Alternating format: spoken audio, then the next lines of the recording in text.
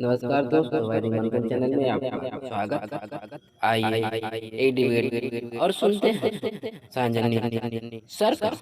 यहाँ पे कोई ओम आए हुए हैं। हाँ जी ओम, बताएं क्या कहना चाहते हैं। हाँ हेलो। बोलिए, अरे बोल लीजिए। हाँ बोल ले रहा हूँ।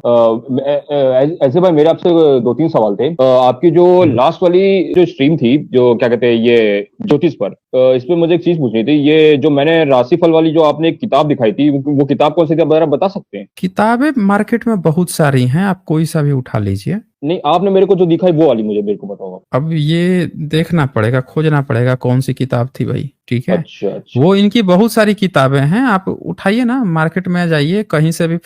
फलित ज्योतिष पर एक ही किताब थोड़े है भाई, हजारों किताबें ये लोग लिख के बैठे हुए हैं। एक ही चीज लिखते हैं, सब के सब एक ही चीज लिखते हैं, कुछ भी नया नहीं मिलेगा इनको कुछ पता थोड़े ही है। ये इन्होंने तय कर लिया है कि इस समय में इस राशि में जो जन्म लेगा उसको हम ये कहेंगे, वो उसमें ये कहेंगे, वो कहेंगे, वो एकदम पूरा सब चीज तय है। सब पे एक ही बात कहेंगे और सबको लगेगा कि अरे मेरे साथ ऐसा कुछ हो रहा है कि नहीं हो रहा है। एक होता है ना, टॉस करते हैं तो 50-50% चांस होता है हेड और टेल का। अगर हेड का हो गया तो हेड बोला, हेड आ गया तो हेड वाला तो जाके 10 जगह ढिढोरा पीटेगा, देखो ज्योतिष जी ने ये बताया था, ये हो गया। और जिसका टेल आया नहीं हुआ, वो तो बेचारा 10 जगह छोड़ दीजिए, वो तो कहीं बोलेगा भी नहीं, क्योंकि और उसकी जो है वो बुराई हो जाएगी कि अच्छा लूट गए, बढ़िया से लूट दिया, तो कहीं बोलेगा ही नहीं। तो इनका सारा बिजनेस किस तरह से चलता है कि जहां कहीं पे भी 1% भी कहीं लग गया, नहीं भी लगा, तो ये जोड़ तोड़ के बता देंगे कि हाँ हो गया हो गया। जैसे राम मंदिर का केस देखिए, अभी सारे भक्तों को क्या लगता है कि राम मंदिर में कोर्ट का फैसला आया है तो वहां राम जी का सबूत मिला है, जबकि पूरे उस कोर्ट में आदेश में कहीं नहीं लिखा है कि यहाँ राम का कोई सबूत मिला है। हाँ, राम मंदिर वाली बोलिए। बात तो मैं भी जानता हूँ। साइंस भाई, मेरे आपसे सिर्फ दो सवाल थे। पहला मेरा सवाल साइंस भाई ये था आपसे, साइंस भाई ये सिंधु घाटी सभ्यता में, मैंने इसके बारे में पढ़ा है। मैंने क्या कहते हैं रिसर्च की थी, तो इसमें कुछ जगह पे स्वास्तिक के चिन्ह मिले हैं, स्वास्तिक के सील्स मिले हैं। तो मेरा एक सवाल यह है कि स्वास्तिक का तो हम देखते हैं कि हिंदू धर्म में कई बार प्रयोग होता है, जैसे कोई पूजा पाठ हो गए या अनुष्ठान हो गया या कोई शुभ कार्य हो गया, उसमें कई बार स्वास्तिक का प्रयोग करते हैं। तो मेरा आपसे सवाल ये था कि सिंधु घाटी सभ्यता में स्वास्तिक के सील चिन्ह क्यों मिल रहे हैं? और एक चीज मेरे को और पूछी थी, और अगर क्या कहते हैं, चलिए मिल भी रहे हैं, तो क्या वो क्या वही रिलीजन फॉलो करते थे जो हिंदुइज्म, या फिर कुछ और या फिर हो सकता है कि क्या कहते हैं इन्होंने स्वास्तिक उनसे अडॉप्ट किया हो, कॉपी किया हो? तो मुझे जरा आप साइंस में ये बताइए, सिंधु घाटी सभ्यता में स्वास्तिक के चिन्ह क्यों मिल रहे हैं? आप मेरा इसका बता दो, उसके बाद फिर मैं सेकंड क्वेश्चन पे चलूं। देखें मिस्टर ओम, स्वास्तिक के चिन्ह मिल रहे हैं तो सिंधु घाटी सभ्यता का पता ब्राह्मणिज्म को नहीं है। ब्राह्मणिज्म ने अपनी हर चीज उठाई है बुद्धिज्म से। तो आपका पहले ये सवाल होना चाहिए कि ब्राह्मणों ने आज स्वास्तिक जो इस्तेमाल कर रहे हैं, क्या ये पहले बुद्धिज्म में इस्तेमाल होता था? राइट क्वेश्चन ये होना चाहिए। और दूसरा क्वेश्चन, क्या बुद्धिज्म जब शुरुआत कर रहा था तभी से वो स्वास्तिक इस्तेमाल कर रहे थे या नहीं कर रहे थे? अगर वो कर रहे होंगे तो आपका जवाब ऑटोमेटिकली मिल जाएगा कि सिंधु घाटी सभ्यता पूर्व बुद्धों की सभ्यता थी, तो वहां से जो चीजें थी वही 28वें बुद्ध इस्तेमाल कर रहे थे। 28वें बुद्ध से उठाकर पूरा ब्राह्मण ने आज चेप मारा है। तो आपका क्वेश्चन ऐसे होना चाहिए। अब ये मैं कई बार दिखा चुका हूँ, आपको फिर से दिखा देता हूँ। ये है स्वास्तिक जो सिंधु घाटी सभ्यता में मिला है आपका। हाँ हाँ, देख लीजिए। मैंने सर्च किया था, मैंने सर्च किया तो हाँ यही ये मिला मिल है। गया, ये मिल गया। हाँ। अब ये देखिए, ये 1973-74 में ये एक्सकवेशन किया था, और उससे पहले 1898 में विलियम्स पेपे ने वो पिपरावा स्तूप का एक्सकवेशन किया था। ये जो आप सेक्शन देख रहे हैं, यहाँ पे जब खुदाई हुई थी, ये है पिपरावा स्तूप है। तो ये जो एक्सकवेशन हुआ था, यहाँ पे 5 टेरिकोटा के सील मिले थे और लिखित रूप में वहां पे मिला था कि बुधा के बोन्स। तो ये यहाँ पे उसी में से एक जो क्वाइन थी, उस क्वाइन पर राइट साइड में यहाँ पे ध्यान से देखेंगे तो स्वास्तिक बना हुआ है। ये देखिए कैसे स्वास्तिक बना हुआ है। स्वास्तिक है ना। अब ये जो स्वास्तिक बना हुआ है, ये किसके साथ मिल रहा है? ये पिपरवा स्तूप कहाँ पर है? ये पिपरवा स्तूप कहाँ पर है? कपिल वस्तु में है। कपिल वस्तु, आप स्टेट बता सकते हो? State, UP, state city, UP का कौन सा शहर? श्रावस्ती, आप नाम सुने हैं? जिला है क्या कोई? हाँ जिला है भाई। चलिए ठीक है, ठीक, आप बताइए। तो इस पर हमारी वीडियो भी बनी हुई है, अगर आपने उसको देखा होगा साइंस जर्नी पे वीडियो, आप देखेंगे लेटेस्ट ही वीडियो है, तो उसमें हमने आप वो मेरे को चीज नंबर दिखा बता दो, रखी है। आप मेरे को नंबर बता दो, मैं चेक कर लूंगा। अभी मेरे ख्याल से वीडियो नंबर 182 होगा, कहीं 282 283 होगा, अभी लेटेस्ट ही है, वहां से आप देख लीजिएगा। तो ये मिल रहा है, और ये किसका है? ये बुद्धिज्म का है। लिखित रूप से वहां शाक्य मुनि बुद्ध का चर्चा है, उस इंस्क्रिप्शन वो जहां पे ये सब मिल रहे हैं, ये वहां पे लिखित रूप से। तो अब ये बताएं कि जो सबसे पहला लिखित रूप से जहां पे स्वास्तिक मिल रहा है, वो बुद्धिज्म का हिस्सा है। यहाँ पे ध्यान से समझिएगा, सिंधु घाटी सभ्यता की सभ्यता कोई नहीं जानता, बुद्धिज्म की सभ्यता कोई नहीं जानता। खुदाई होती है, दो चीजें मिलती हैं, सिंधु घाटी सभ्यता में भी और बुद्धिज्म के भी सभ्यता में, दोनों जगह। यानी कि ये दोनों आपस में कनेक्टेड थी, और इसीलिए ये दोनों भुला दी गई, इसीलिए इन दोनों का नाश कर दिया गया, क्योंकि ये दोनों आपस में कनेक्टेड थे। अब ये देखिए, यही नहीं रुकता। अब कोई कहेगा ये अकेला एक तुक्का थोड़े है। आप देखें, बुद्धिस्ट की जितनी सील बनती है जापान में, हर जगह छाती पे स्वास्तिक रहता है। यही नहीं, ये जो आपको मिल रहे हैं, ये पैर बुद्ध पद जो मिल रहे हैं, फुट स्टेप्स, फुटप्रिंट्स, तो पहली सेंचुरी बीसी हो या जब की हो, आप देखेंगे इस पर भी त्रिरत्न और स्वास्तिक बने रहते हैं हर जगह। ये देख लीजिए ना, नीचे हाथी भी बना रहता है, शुंड बना हुआ है। ये सब कब के मिल रहे हैं? तो फुट स्टेप मिल रहे हैं ईसा से पहली सदी पहले के। और ये देखिए, ये सतवाहना क्वाइन है, ये भी बुद्धिस्ट हाँ, का, और इस पे भी बना हुआ है। दो ये मिनट, देखिए, 2 मिनट, हाँ हाँ, बोलिए। 2 मिनट, मैं आपसे ये पूछना चाहता हूँ कि स्वास्तिक का बौद्ध धर्म में क्या मतलब प्रयोग है? क्या कोई इसका अनुष्ठान होता है, या फिर या किसी चीज के लिए प्रयोग होता है? मतलब कोई ना कोई यूज तो होता होगा स्वास्तिक का, क्योंकि हम हिंदुओं में तो देखते हैं कि देखें, कई पूजा पाठ अनुष्ठान में इस्तेमाल। हिंदू, देखें, हिंदू का काम क्या है कि बुद्धिज्म की हर एक चीज को उठा के पूजा पाठ करना शुरू कर दो, और पैसा जो है ब्राह्मण के पैकेट में डालते रहो। नहीं नहीं, वो सही हिंदू है। इसी को ना कहते हैं। हिंदू का मतलब क्या होता है? बुद्धिज्म की हर एक चीज का को आप पूजा पाठ शुरू करो, और पैसा जो है ब्राह्मण के थाली में डाल दो। यही तो हिंदुइज्म है ना। नहीं नहीं साहिल भाई, मैं बुद्धिज्म के पर्पज से पूछ रहा हूँ कि स्वास्तिक का बुद्धिज्म में क्या यूज है? कभी क्या कोई तो हम वही मतलब यही तो दिखा रहे हैं। स्वास्तिक में 4 कोने होते दिख रहे हैं आपको? 4। हाँ हाँ, 4 कोण, हाँ हाँ, तो ये 4 कोने बुधा के 4 आर्य सत्य हैं, दिखते हैं आपको? बुधा के 4 आर्य सत्य हो सकता है शायद, हो सकता शायद नहीं आपको है। ज्यादा अरे मैं आपको बताता हूँ, वो प्रतीक चिन्ह, जो प्रतीक चिन्ह बुधा के चीजों से मिलते जुलते हैं, उनके सिद्धांतों से वो चीज आगे कंटिन्यूड होती है बुद्धिज्म में। जैसे स्वास्तिक मिलता सिंधु घाटी सभ्यता में है, लेकिन जब बुद्धिज्म के जो 4 आर्य सत्य हैं, वो जो 4 आपको ये चीजें दिख रही हैं, मिल रही हैं, वो उसमें कंटिन्यूड होता है। इसी तरह से बुद्धिज्म में आप देखेंगे जो पिलर्स बनाए जाते थे, वो या तो होते थे चतुष्कोणीय, या षटकोणीय, या अष्टकोणीय होते थे। अब अष्टकोणीय जो बनते थे, वो बुधा के 8 जो ये जो 4 आर्य सत्य, और चौथे में है कि कैसे आप दुख को दूर करेंगे। उसके लिए आपको 8 जो नियम बताए गए हैं, उसको पालन करने के लिए तो जो कुआं बनता था पानी पीने के लिए, वो भी अष्टकोणीय बना दिया जाता था। पिलर बनते थे, वो भी अष्टकोणीय, ताकि बुद्धिज्म के ये जो नंबर हैं, ये लोगों को याद रहें, ये बताएं ये कुछ रिप्रेजेंट कर रहे हैं। तो बुद्धिज्म की शिल्प कलाएं जब भी बनती थी, तो बुद्धिज्म के नंबर्स का ख्याल रखा जाता था, उनके सिद्धांतों का।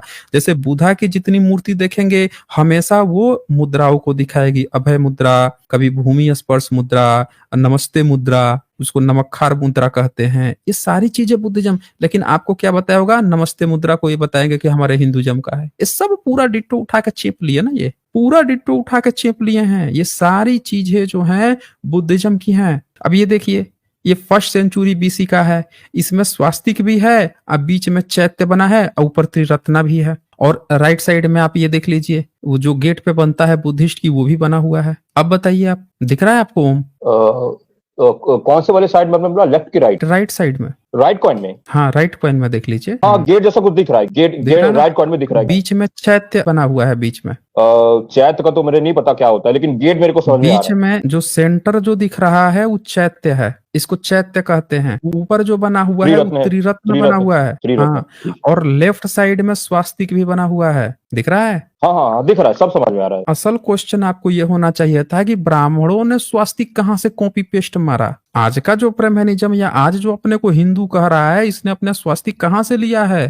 तो आपका राइट आंसर होगा, इसने बुद्धिज्म की सभ्यता से लिया है, पूर्व बुद्धों से होते हुई बुद्धिज्म की सभ्यता की जो चीजें थी उसी को उठा के इसने चेप लिया है। ये आपका असल क्वेश्चन आंसर होना चाहिए था। ठीक, तो ठीक ओके। है फिर साइंस और भाई कुछ एक मिनट, पूछना मेरा है? एक क्वेश्चन और है, बस एक लास्ट है, उसके बाद मैं चल रहा हूँ। अच्छा साइंस भाई, मैं एक चीज, मैं मेरा सवाल है बाबा साहब पे था। अच्छा, बाबा साहब अम्बेडकर ने बौद्ध धर्म अपनाया तो हम सब जानते हैं, लेकिन मैं एक बात सोचता हूँ कि चूंकि बाबा साहब भी क्या कहते हैं, आप इस बात को तो मानते होंगे कि वो भी खाली उसी बात को मानते होंगे जो चीज तर्क पे, तथ्य पे, सत्य पे उतरती होगी, जो वैज्ञानिक पैमानों पे उतरती होगी, है ना? तो साइंस भाई, मैं आपसे ये पूछना चाहता हूँ कि बाबा साहब ने बौद्ध धर्म की जगह बौद्ध धर्म ही क्यों अपनाया? वो नास्तिक भी तो बन सकते थे, या फिर अगर कोई धर्म अपना रहे थे तो कोई किसी और धर्म में भी जा सकते थे, या फिर सबसे अच्छा नास्तिकता कोई चुन सकते थे। तो धर्म अपनाने की क्या जरूरत थी? अगर वो वैज्ञानिक चिंतन को मानते थे, वो तर्क को मानते थे, तथ्य को मानते थे, सत्य को मानते थे, तो नास्तिकता का सबसे अच्छा विकल्प था, तो फिर उन्होंने बौद्ध धर्म क्यों अपनाया? ये आपका सवाल सबसे बढ़िया सवाल है ये, और ये सबको जानना चाहिए। दरअसल आज जो नास्तिक बने घूम रहे हैं उनके पिताजी बुद्धिज्म है, बुद्धा ने ही सिखाया। जिसको आज आप नास्तिक कह रहे हैं, ये आइडिया बुद्धिज्म का ही तो था। उन्होंने ही तो सिखाया कि ये जितने भी पाखंड है, ढोंग है, ये जितने भी जो किसी ऊपरवारी शक्ति को मानते, ऐसा कुछ होता ही नहीं है। चमत्कार नाम की कोई चीज नहीं होती। हर एक धर्म चमत्कार को मानता है, उसी को वो खारिज करते हैं। तो ये पूरा आइडिया ही बुद्धिज्म का है।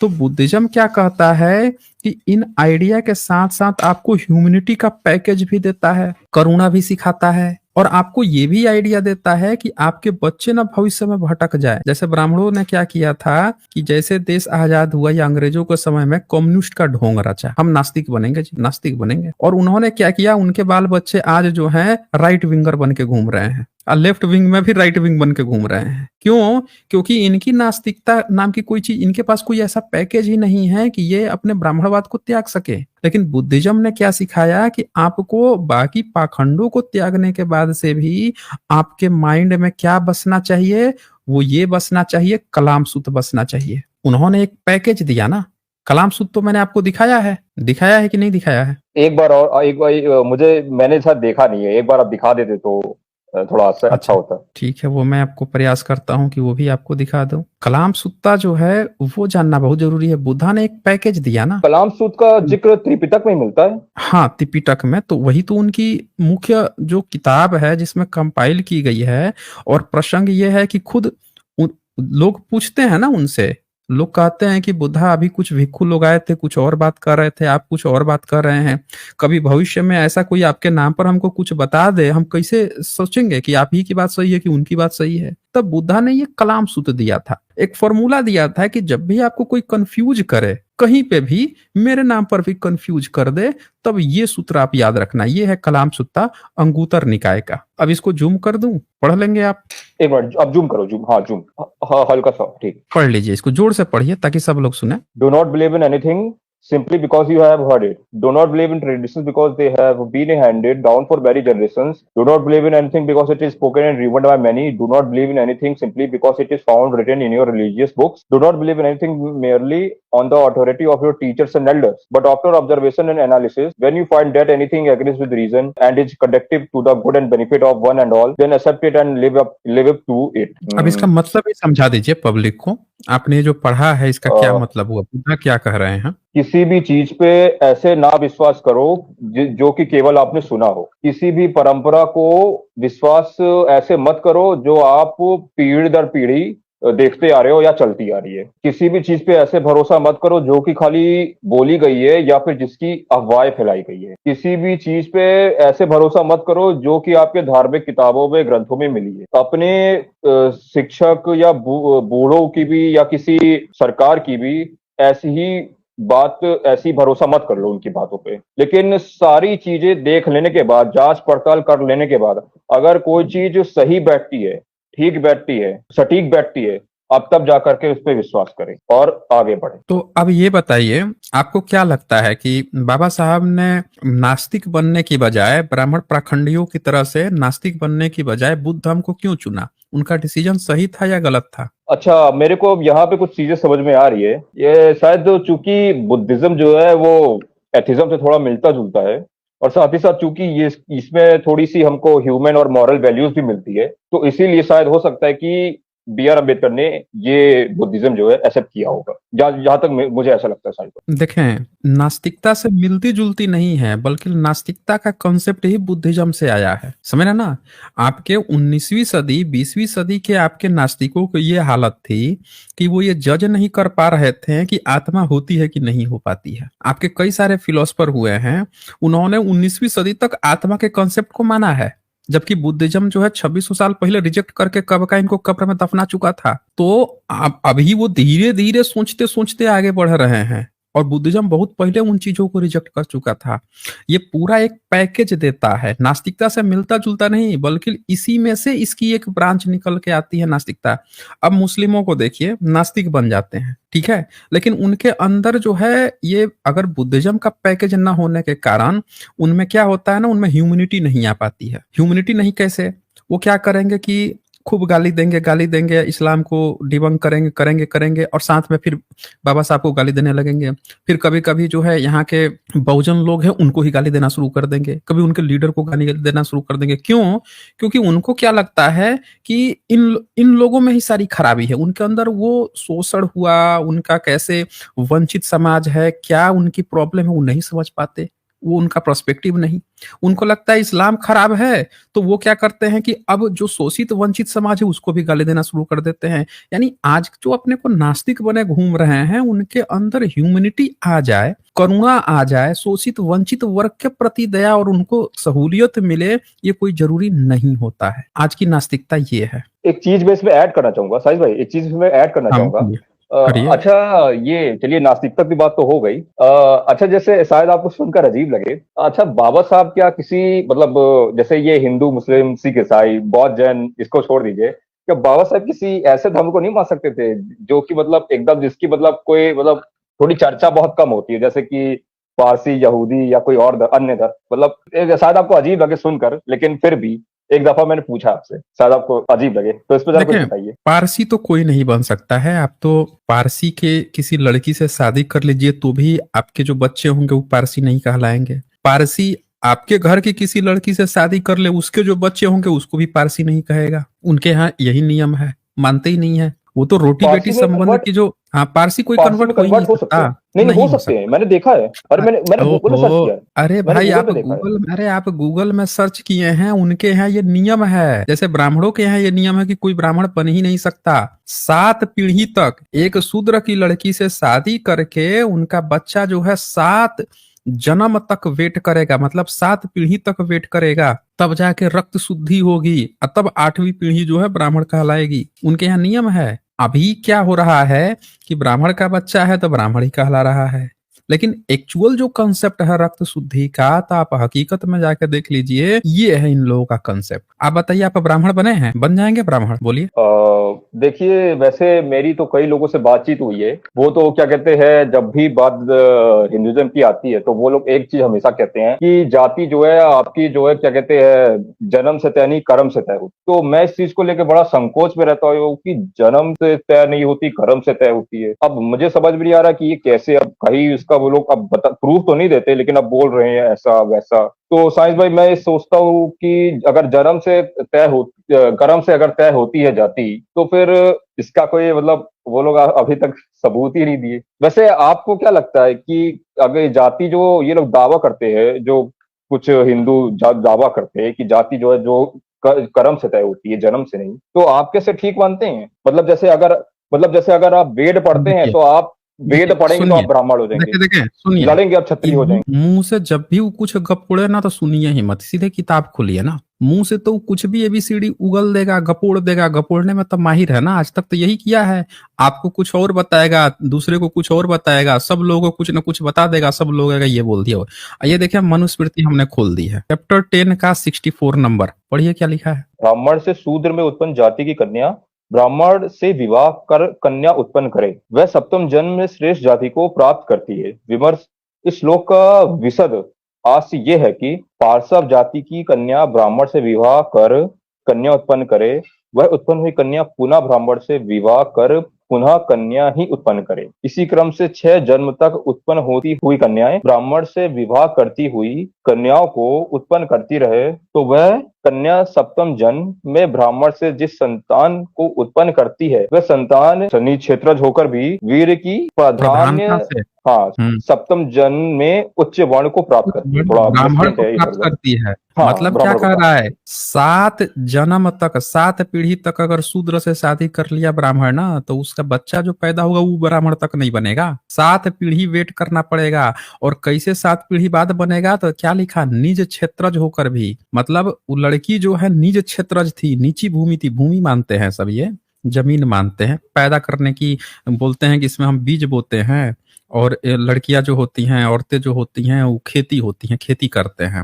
तो कहता है निज क्षेत्रज, मतलब नीची जमीन है वो, तो उसमें वीर्य की प्रधानता, ब्राह्मण का वीर्य है, इसीलिए वो 7 जन्म बाद ब्राह्मण को मिलेगा। आप कहाँ बोल रहे थे कि कोई ब्राह्मण बन जाता है भाई? यहाँ तो शादी विवाह करके भी 7 जन्म नहीं नहीं इंतजार नहीं, कर वो रहे हैं। लोग नहीं, वो लोग हमेशा इल्जाम थोपने लग जाते हैं कि तू गलत है, तू गलत बोल रहा है, जन्म से नहीं, कर्म हमने से तय होती हमने जाती, जन्म से तो नहीं, कर्म हमने से। इसी तो ये लोग, हमने क्या कहा, ये 66 नंबर पढ़ लीजिए जरा। ब्राह्मण में यदि 6 अर्थात स्रविवाहित शूद्र में उत्पन्न तथा शूद्र से स्रविवाहित ब्राह्मणी में उत्पन्न, इन दोनों में कौन श्रेष्ठ है? शायद में थोड़ा प्रिंटिंग इधर उधर है थोड़ा बड़ा। कह रहा है ब्राह्मण में यदि इच्छा से अर्थात अविवाहित शूद्रा में उत्पन्न तथा शूद्र से अविवाहित ब्राह्मणी में उत्पन्न चंडाल, इन दोनों में कौन श्रेष्ठ है? ये क्या लिखा है कि अगर ब्राह्मण जब शादी करेगा किसी शूद्र से, तो उसका जो बच्चा उत्पन्न होगा उसको ब्राह्मण नहीं पार्श्व कहते हैं। और अगर शूद्र जो है,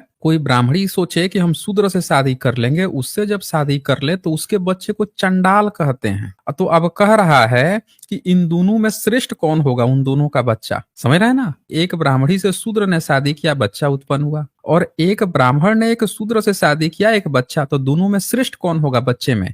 तो ये 67 में देखिए क्या कहता है, क्रम क्रम आपको गनाते हैं ना। ब्राह्मण में से शूद्र में उत्पन्न पुत्र गुणयुक्त को होने से श्रेष्ठ है, और शूद्र से ब्राह्मणी में उत्पन्न पुत्र गुणहीन होने से श्रेष्ठ नहीं है, ऐसा शास्त्र का निर्णय है। अब बताइए इसका क्या मतलब हुआ, बता दीजिए, आप ही बता दीजिए। ब्राह्मण में से शूद्र में उत्पन्न पुत्र, मेरे ख्याल से स्त्री तो फिर क्या कहते हैं, शूद्र होगी फिर, मुझे ऐसा लगता है। ब्राह्मण में से शूद्र में उत्पन्न पुत्र, ऐसा ही होगा साइंस में कि क्या ये कह रहा है कि ब्राह्मण जो है एक शूद्र लड़की से शादी किया है, उससे जो बच्चा उत्पन्न होगा, और वही ब्राह्मणी अगर शूद्र मर्द से बच्चा उत्पन्न कर रही है, तो दोनों के बच्चे में कौन श्रेष्ठ होगा? तो कह रहा है कि ब्राह्मण वाला सही होगा, क्योंकि ब्राह्मण में मर्द है। मर्द को ये बता रहा है जातिवादी कि मतलब अभी भी, मतलब मैं सही था, मतलब आप ये कह रहे हैं कि ब्राह्मण जो है वो शूद्र से भी बच्चा उत्पन्न करेगा, तो भी क्या है वो, मतलब है तो नीचा जात, लेकिन एक ब्राह्मणी अगर शूद्र से पैदा करी है उससे ऊंचा है। समझ रहे हैं ना? तो मर्द की प्रधानता बता रहा है। हाँ, ये नहीं कह रहा है आपसे कि कर्म से कोई बन जाता है, कर्म की बात ही नहीं है, यहाँ सब जन्म जन्म खेल है। अच्छा, तो कुल मिला के साइंस भाई मतलब ये मान के चले कि जाति मतलब कन्वर्ट हो ही नहीं सकती, जो आपकी जो है सो है, नहीं हो सकती ना। ब्राह्मण जो है जब शूद्र से शादी करता है, तो उनके शास्त्र के नियम के अनुसार वो ब्राह्मण नहीं कहलाता, पराशव कहलाता है। और अगर कोई ब्राह्मणी लड़की से जब शूद्र से शादी करती है, तो वो शूद्र नहीं कहलाता, उसका बच्चा चंडाल कहलाता है। समझ रहे हैं ना? चंडाल कहते हैं सब ये। 67 68 दोनों पढ़ लीजिए, पूरा कंसेप्ट क्लियर हो जाएगा। नहीं साहिल सुनिए, मैं क्या कहते हैं, देखिए शायद मुझे ऐसा लगता है कि थोड़ा सब टाइम ज्यादा हो गया है, मैं ज्यादा टाइम नहीं लूंगा। मैं फिलहाल जो आपने जितना बताया है वो सही बताओ तो बहुत पता चला है। मैं सही बताऊं तो आपसे जितना मैं बात करता हूँ, जितना आपको सुनता हूँ, मेरा ज्ञान विज्ञान उतना ही बढ़ता है। वैसे मैं जाते जाते एक चीज खाली पूछ लेना चाहता हूँ, ये चलिए ठीक है, मैंने जो हिंदुइज्म में मुझे जितना पता चला सो चला, तो वैसे ये जो दूसरे धर्म है, जैसे फिलहाल मैं ऐसे ही पूछ रहा हूँ, जैसे आपका हो गया पारसी, बहाई, यहूदी, इनमें क्या मतलब फिर अच्छा इनमें क्या कन्वर्ट होना पॉसिबल नहीं है? मतलब कोई अगर कन्वर्ट होना चाहे पारसी में, यहूदी में, बहाई में। देखिए ये सब जातिवादी धर्म है, प्रॉपर जातिवादी है। पारसी एकदम कौन सा जातिवाद है? अरे पारसी सबसे कट्टर जातिवादी होते हैं, यहूदी सबसे कट्टर जातिवादी होते हैं। यहूदी जो है, क्या बात कर रहे हैं आप? यहूदी से बड़ा जातिवादी कौन है भाई? आप बता दीजिए, यहूदी से बड़ा जातिवादी कौन है? यहूदियों का आपने जातिवाद नहीं देखा है? बताइए, कह रहे हैं नहीं कि यहूदी यहूदी का जातिवाद नहीं देखे हैं नहीं, भाई। केवल हिंदू धर्म में हम्म, जातिवाद है। यहूदी में कब से आगे जाति, यहूदी पारसी यहूदी भाई इनमें कब? अरे भाई, यहूदी में आप यहूदी बनेंगे कैसे, ये भी तो बता दीजिए। इजराइल ने क्या घोषित किया है, उसका प्लान आपने पढ़ा है? उसने ये कहा है कि कोई भी अगर यहूदी है तो बाय डिफॉल्ट उसको इजराइल की नागरिकता मिल जाएगी। यही उसका नियम है ना इजराइल का। दुनिया के किसी भी कोने में अगर वो रह रहा है, अगर वो यहूदी है तो उसको इजराइल की नागरिकता मिल जाएगी। ये नियम है उसका। अब बता दीजिए कि आप वो कैसे बन जाएंगे, यहूदी कैसे बन जाएंगे? आप अपना कटवाएंगे? मैंने हाँ, बताइए, आप अपना कटवाएंगे? नहीं यहूदी नहीं नहीं बनने नहीं के हम लिए जैसे मुस्लिम बनने के लिए कटवाया जाता है, वैसे आप कटवाएंगे? यहूदी भी कटवाता है। वैसे वो भी वैसे वैसे जाली नहीं टोपी पहनता है, जाली टोपी पहनेंगे? बोलिए। अरे सुन तो आप सुन तो लो। वैसे देखिए, कटवाना मैंडेटरी नहीं है, ना ही मुस्लिम में ना ही यहूदी में। आपको पहले ये चीज पता होनी चाहिए। और दूसरी बात, मैंने कुछ यहूदियों से ही सुना था कि यहूदी धर्म में कन्वर्ट होना पॉसिबल है, तो इसलिए मैंने आपसे पूछ लिया, वरना मुझे भी कोई पता थोड़ी था। देखें, ये सब कहने वाली बात है कि कन्वर्ट हो सकता है, नहीं हो सकता है। सच्चाई हकीकत ये है कि कोई कन्वर्ट नहीं होता है। यहाँ पे सवाल ये है कि हम कन्वर्ट क्यों होंगे। आपका जो सवाल था ना, अब मैं आपको उत्तर देता हूँ। हम क्यों कन्वर्ट होंगे भाई? हमारे अपने देश में हमारी अपनी संस्कृति है, सभ्यता है, जो दुनिया की सबसे बेहतरीन सभ्यता है। बुधा से बढ़िया आज तक कोई माई का लाल पूरे दुनिया में नहीं पैदा हुआ जिस पर लोगों की इतनी श्रद्धा हो, जिससे लोग कुछ सीखने की उम्मीद करते हो। बता दीजिए, पूरे दुनिया में जितने भी धर्म हुए हैं, कोई एक नाम बता दीजिए जिससे लोगों ने सीखने की, उनके ज्ञान को सीखने की बात किए हों। इस्लाम में आप मोहम्मद से क्या सीखेंगे?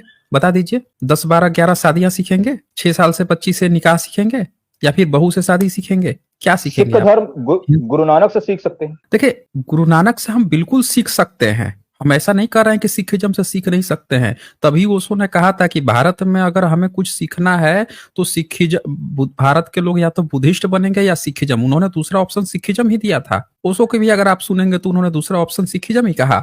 लेकिन भारत में सिखिज्म ने वही परंपरा को आगे बढ़ाया जो भारत की एंशियंट बुद्धिज्म की परंपरा थी। तो यहाँ बात आ रही थी घर वापसी की, कन्वर्जन की बात थोड़े आ रही थी, घर वापसी की बात आ रही थी ना। तो घर वापसी जब कर रहे हैं तो बाबा साहब ने घर वापसी की थी, धर्म थोड़े कन्वर्ट किया था। अभी जितने लोग बोल रहे हैं, या आपका भी जो प्रश्न था कि वो कन्वर्ट, अरे हम कन्वर्ट क्यों होंगे, दूसरे कहीं पे क्यों जाएंगे? बाबा साहब ने घर वापसी की थी ना, उन्होंने वो चीज को पकड़ लिया। बाबा साहब की बात जो है बहुत दायरा उनका विस्तृत है। बाबा साहब ने ये चीज पकड़ लिया कि हमारे बुद्धिज्म की सभ्यताओं पे ब्राह्मणों का कब्जा है, मंदिरों पे कब्जा है। तो बाबा साहब ने क्या किया था कि बुद्ध धर्म को सिर्फ इसलिए नहीं अपनाया कि लोगों को ये बताना चाहते थे कि हम हिंदू हैं तो इसमें जाएंगे चाहे उसमें जाएंगे, बल्कि वो ये बता रहे थे ये हमारी संस्कृति है, इसको वापस लेना भी है इन लोगों से। ये हड़प के बैठे हैं और इसी कारण से हमको नीच बनाया हुआ है, क्योंकि हमारी संस्कृति को छीन लिया। जिसकी संस्कृति नहीं है उसी को तो लोग नीच बना के रखते हैं। मुस्लिम भारत में आया था, उसकी अपनी सभ्यता संस्कृति थी, तो ठोक पीट के राजा बना, सबकी ठुकाई भी करता था, उसको कोई बोला नहीं बोला। उसी तरह से यहूदियत की भी अपनी वो है, सिविलाइजेशन है, अपने देश में रहता है, अपने धर्म का पालन करता है, अगल बगल के ठोक के बजा के रखता है। उसी तरह से आप सबको देखिए, पारसियों का क्या हुआ? पारसियों का सबसे ज्यादा बुरा पारसी के साथ हुआ, लेकिन उन्होंने अपने धर्म को बचाए रखा। थोड़ा बहुत जितने भी थे उतने में बचाए रखा, और वो भी धीरे धीरे बिजनेस करके दूसरे देशों में जाके बस गए, भारत में आके बस गए। उनका अपना कोई ठिकाना नहीं रहा। तो जिसकी संस्कृति सभ्यता नष्ट होती है ना, वही तड़ीपार होता है। भारत के लोग का धर्म क्यों खो गया, बुद्धिज्म क्यों खो गया है? इसी को तो बर्बाद किया ना ब्राह्मणों ने। एक उनका सबूत नहीं है ब्राह्मणों का। जब बौद्ध धर्म में ईश्वर की धारणा नहीं है तो मंदिर बनाने का मतलब क्या है, विहार बनाने का मतलब क्या साहिल भाई? क्योंकि बौद्ध धर्म में तो आमतौर पर मैंने पढ़ा है कि ईश्वर की कोई कल्पना नहीं है, तो फिर मंदिर बनाने का क्या औचित्य है? देखें, भारत में मंदिर कितने पुराने हैं, सबसे पुराना मंदिर कितना पुराना है, आप अगर ध्यान से देखेंगे तो आप पाएंगे कि वेनसोंग, पाहियान, इत्सिंग बताते हैं कि भारत में कोई मंदिर ही नहीं था, सब बुद्ध महाविहार थे। 7वीं सदी तक, 7वीं सदी तक सारे बुद्ध विहार थे। नालंदा यूनिवर्सिटी में जाके देखिए तो जहां क्लास चलती थी उसके आगे बुद्धा की एक सभा था, जहां पे प्रार्थना होती थी, बुद्ध वंदना की जाती थी। और बुद्ध वंदना में क्या है कि चोरी मत करना, यही है ना, व्यभिचार मत करना, हिंसा मत करना। मतलब आप किसी की वंदना भी कर रहे हो तो अच्छी बात सीख रहे हो, समझ रहे हैं? नहीं अच्छी चीजें आप सीख रहे हो। एक मिनट साहिल भाई, आप हम उसी की बात कर रहे हैं।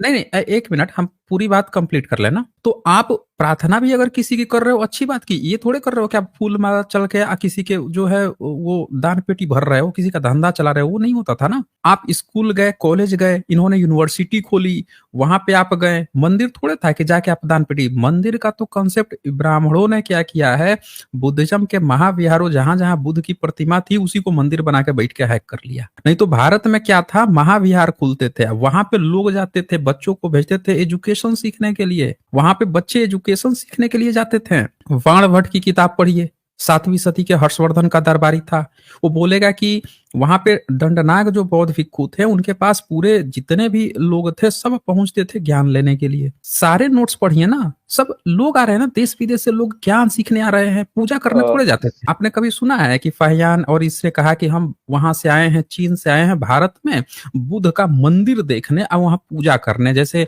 भारत के मुस्लिम लोग कहते हैं कि हम हज यात्रा करने गए हैं, वहां पे हज देखने, मक्का देखने, ऐसा सुना नहीं। आप वहां क्या देखेंगे कि फहियान भारत में आते हैं, नालंदा विश्वविद्यालय में 3 साल पढ़ते हैं, इत्सिंग आते हैं 15 साल पढ़ते हैं, वेनसोंग आते हैं 15 साल पढ़ते हैं।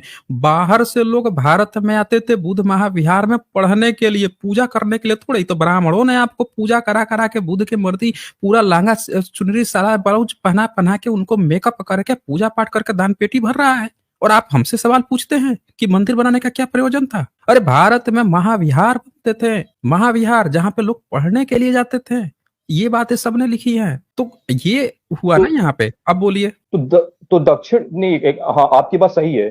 तो आप ये कहना चाह रहे हैं कि जो बौद्ध विहार थे उन्हें मंदिर में कन्वर्ट कर दिया गया और आज उसी से ब्राह्मण अपनी जेब भर रहे हैं, आप ये कहना चाह रहे हैं? यही तो हुआ है, और क्या हुआ है? मेरा अच्छा ठीक है, मैं आपकी बात से सहमत हूँ। मुझे एक बात आप बताइए कि अगर ये बात सही है तो दक्षिण पूर्वी एशिया में, या फिर अगर हम पूर्वी एशिया में देखें, वहां पे भी हमें बौद्ध के कई मंदिर मिलते हैं, विहार नहीं है मंदिर है। तो अगर आपके हिसाब से विहार है तो उधर फिर मंदिर क्या कर रहे हैं? वो अगर बौद्ध में मंदिर का कॉन्सेप्ट नहीं है, और उधर लोग मैंने देखा है कि उधर पूजा पाठ भी करते हैं, उधर अपने हिसाब से पता नहीं कुछ स्टैचूज मूर्तियां भी बनाए हैं। आप अगर दक्षिण पूर्वी देशों में देखे, जैसे बुर्मा, थाईलैंड, कैम्बोडिया, लाओ, वियतनाम, चाहे पूर्वी एशिया में देखे, ताइवान, मंगोलिया, तो उधर हमें बौद्ध के मंदिर मिलेंगे। बिहार नहीं है मंदिर है, उसमें पूजा पाठ भी होती है, मूर्तियां भी होती है। तो आपके हिसाब से अगर बिहार है तो फिर उधर मंदिर क्या कर रहे हैं? देखें, आपने ना एक फैक्चुअल एक गलती कर रहे हैं। आप क्या कह रहे हैं, मंदिर है, मंदिर है, मंदिर है। आप ये नहीं बता रहे हैं कि वो मंदिर है तो वो मंदिर कब बने हैं। अगर आप ध्यान से देखेंगे तो चाहे साउथ के जितने मंदिर बने हों या जितने भी आप पूर्व ईस्ट एशिया की बात कर रहे हो, जितने भी मंदिर बने हैं वो बहुत बाद के हैं। वो कोई भी 10वीं 12वीं 14वीं सदी के बाद का है। बारावडोर जो जावा का जो सबसे बड़ा स्तूप है, वो स्तूप है, मंदिर नहीं है, स्तूप है। तो ये वहां पे स्तूप बनते थे, बगल में संघाराम होता था, वहां पे स्टडी होती थी, एजुकेशन सेंटर होते थे। मंदिर जो बने हैं वो पिछले 500 ईयर्स 600 ईयर्स में बने हैं। और जहां वो बनते थे स्तूपा या जो भी बुद्ध की मूर्ति लगती थी, तो उसके बगल में संघाराम बनता था, और वो संघाराम में लोग स्टडी के लिए जाते थे। हुआ क्या कि जब उनपे कब्जा हुआ है, उनके जो संघाराम खत्म हो गए, तो वही जो टेम्पल्स हैं वो बच गए हैं। तो वो बच गए तो अंग्रेजों के समय में वो निकल के बाहर आए, तब लोगों को पता चला कि अच्छा वहां पे ये मिल रहे हैं, वो मिल रहे हैं, कहीं कहीं पे पहले से थे, कहीं कहीं पे खो गए थे। ये हुआ है। ये नहीं हुआ है कि वहां मंदिर पूजा पाठ पिछले 150-200 साल में शुरू किया। आपको पता होना चाहिए, रामायण जो थाईलैंड का रामायण है, वो एक ब्राह्मण भारत से यहाँ से गया था अंग्रेजों के समय में, जाके वहां पे बैठ के हिंदी में रामायण लिख रहा था। इसी तरह से अन्य अन्य देशों में ब्राह्मणों ने अंग्रेजों के समय में वहां पे गए हैं। इनके यहाँ तो समुद्र पार पे रोक थी। ये गांधी हो या साउथ का रामानुज जो विदेश में गया था, वहां पे ट्रिनिटी कॉलेज से मैथ पढ़ के आया और बीमार पड़ा, मर गया, वेजिटेरियन था इसलिए। ऐसा भी हो सकता है कि जमीनी रास्ते से गए हो। जमीनी रास्ता कोई वही नहीं था ना, जमीनी रास्ता का कोई मतलब ही नहीं है ना, वहां पे जमीनी रास्ता का कोई मतलब नहीं है ना। ये तो प्रमाण है। देखें, एक मिनट, ये प्रमाण है कि 13वीं सदी में 14वीं सदी में जब इबन बतूता आया था, उस समय भी लोग नाव से जाते थे, ठीक है ना, नाव से जहाज बना के चाइना जाते थे समुद्र के रास्ते से। तो ये सबूत हैं, लिख के गए हैं ना सब ट्रेवलर्स। और उसने ये लिखा है कि एक बार तो उसकी डूब गई, एक बार वेनसोंग ने भी लिखा है कि वो बहुत सारे पांडुलिपि लेके जा रहा था, उसकी नाव पलट गई थी, तो बहुत सारी चीजें खो गई थी। तो ये साक्षात प्रमाण है कि बुद्धिज्म में समुद्र पार होता था, समुद्र में लोग जाते थे, और ब्राह्मणिज्म को कोई मानने वाला नहीं है। तो ब्राह्मणों ने एक काल्पनिक अपनी गाथा लिख दी है कि हमारे यहाँ कोई संस्कृति थी जिसमें ये बैन था। ब्राह्मण कहीं नहीं जाता था, उसका कोई मतलब ही नहीं था। ब्राह्मण का किसी देश में कहीं कुछ नहीं, वो सिर्फ और सिर्फ अंग्रेजों के समय में तब गया जब अंग्रेजों को उसने देखा कि अंग्रेज तो विदेश में पढ़ने भेज रहे हैं, ये तो समुद्र पार करा के अंडमान निकोबार में उसमें भेज देते हैं। पहले धर्म भ्रष्ट गांधी आए थे तो कई महीना जाति से बाहर कर दिया गया, तिलक को जाति से बाहर किया गया। बैठ के दोनों लोग जो हैं कई महीना गोबर गोमूत्र खाए हैं, बैठ के पश्चाताप किए हैं, फिर घर वापसी किए हैं दोनों लोग। तो ये लिखित रिकॉर्ड है गांधी का कि जाति से बहिष्कृत कर दिया गया, तिलक को किया गया था, समुद्र पार करके गए थे। तो यहाँ पे ये बात आपको समझनी जरूरी है कि ब्राह्मणों ने ये नियम अंग्रेजों के समय में अंग्रेजों ने इनको तोड़वाया है, तब ये गए हैं दूसरी जगह आ जाके वहां लगे पूजा पाठ करने, अधर्म कर्म फैलाने। अभी देश आजाद हुआ, आजादी के बाद से ब्राह्मण सत्ता पे आया, और सत्ता पे आने के बाद से अगर इसने भारत का सही इतिहास सामने लाया होता कि भारत का सही इतिहास बुद्धिज्म है, तो आज भारत के लोग बुद्धिस्ट बन चुके होते। लेकिन ब्राह्मण को किससे नफरत थी? बाबा साहब से। सबको हिंदू बनाया, हिंदू बनाते बनाते अब ब्राह्मणों की दूसरी पार्टी आई, उसने क्या किया, चलो अब कट्टर हिंदू बनाते हैं। अब इसके बाद से फिर कोई पार्टी आएगी और कहेगी स्क्वायर, कट्टर स्क्वायर बनाते हैं, और तब कहीं लोग जो है फियादीन न बन के लेके घूमने लगे, जैसे अच्छा, पाकिस्तान का हाल हो गया है। मैं एक बात कहना हाँ, चाहूंगा। बोलिए। आपने जो कहा कि चलिए ब्राह्मण्स ने जो क्या कहते हैं उधर जाके दक्षिण पूर्व एशिया, थोड़ा पूर्व एशिया अंग्रेजों के टाइम पे जा करके उधर मैं पूजा पाठ करने लगा, तो 150-150 सालों पूजा पाठ होने लगी।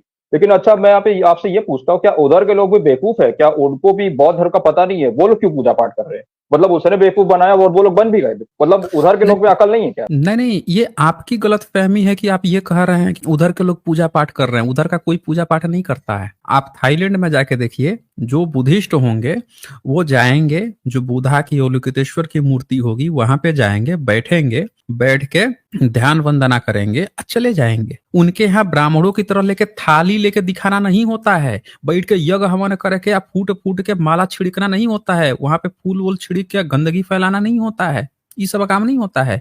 आप तरीका देखिए ना, उपासना का तरीका क्या है? उपासना का तरीका है, वो तो नालंदा विहार में भी होता था, बुद्ध की मूर्ति थी, सब जाके प्रार्थना करते थे, बुद्ध वंदना होती थी, बुद्ध वंदना आज भी होती है। तो तरीकों में अंतर है। ब्राह्मणों ने उसको क्या किया, अपना पूजा का सामग्री कर लिया। क्या करता है? मूर्ति नहलवाता है, फिर सुबह में वो करता है, ढक देगा, कहेगा गर्भगृह में कोई नहीं जाएगा, हम नहला रहे हैं, प्राण प्रतिष्ठा कर रहे हैं, अब इसमें जान आ गई है, अब ये बीमार पड़ेंगे, अब गर्मी लग रही है तो एसी लगवाएगा, अब ठंडा लग गई है कंबल लिटवाएगा, कभी डॉक्टर बुलाएगा। ये सब पाखंड नहीं होता है भाई। वहां पे उपासना होती है, एक श्रद्धा व्यक्त करते हैं वहां के लोग। ये जितने आपके जो लोग कहानीकार हैं, जैसे अभी सऊदी अरेबिया ने क्या किया था, मुहम्मद का जो कब्रगाह था उसको उठा के शिफ्ट करवा दिया, क्योंकि भारत के जो मुस्लिम बन गए थे आपके लोग, वो क्या किए, वहां पे जाके कब्र खोज के लगे उसी को पूजने, कब्र को ही पूजने लगे मुहम्मद को। बोला अभी ये क्या नौटंकी है? तो उसने खुदवा के अज्ञात जगह पे शिफ्ट कर दिया मुहम्मद का, कि भाई ये तो ये भारतीय जो मुस्लिम है, तो इसको भी नाच देंगे, ये आके यहाँ लगे पूजा पाठ करने। तो आपके जो हिंदू बने घूम रहे हैं ना, ये सब जाके ये सब काम करते हैं, वहां के लोकल ये सब काम नहीं करते हैं। ठीक है सर, ओके। आज बस इतना ही, फिर मिलेंगे हम अगली वीडियो में अगले जानकारी के साथ। तब तक के लिए नमस्कार।